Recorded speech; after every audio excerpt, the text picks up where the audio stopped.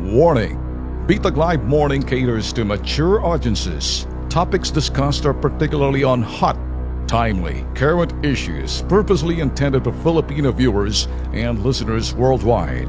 Discussions may contain language that may not be appropriate for some sensitive audiences. If you do not approve of the content listed above, please do not watch our videos. If you wish to continue, we strongly advise that you proceed with caution. Viewer maturity is advised. Alam niyo, matalino ho ang ating Pangulo. You get what I'm saying? Sinabi ko na rin ho to sa aking broadcast ng last Friday na sinabi ko, marunong din ho magbasa si President Duterte, reading between lines and reading in such a way that waiting for the response by using a stimulus response type move. Pag may ginawa siya, may pahayag siya, he would wait a little while and then figure out kung may positibo bang resulta, positibo bang reaksyon, at saka niya tutuloy.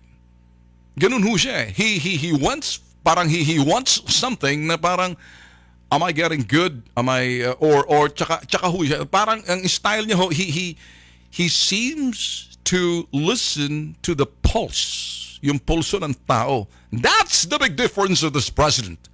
And sometimes it's being misconstrued as hard-headed. Siya lang sarili niyang pinakikinggan.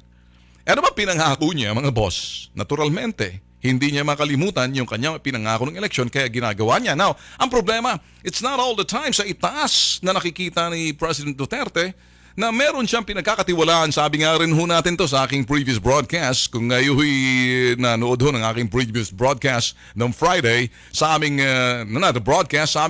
sa aming live stream ho sa social media ho na sa Bitag Live Primetime, I'm saying it again. Here's what I'm saying. Ngayon mga boss, naglagay ho si President Duterte. Alam naman ho niyo to. Sinabi niya, kapag kayo mga gabinete ko, hiwalay agad tayo. Ibig sabihin, tiwalag ka agad. Ngayon, sabi niya, you're accountable to me, I'm accountable sa inyo. Sinalala ko ng taong bayan sa pagbabago, kaya kayo, the best and the brightest, I pick you to be in that position. And so, therefore, wag niyo akong pahiya.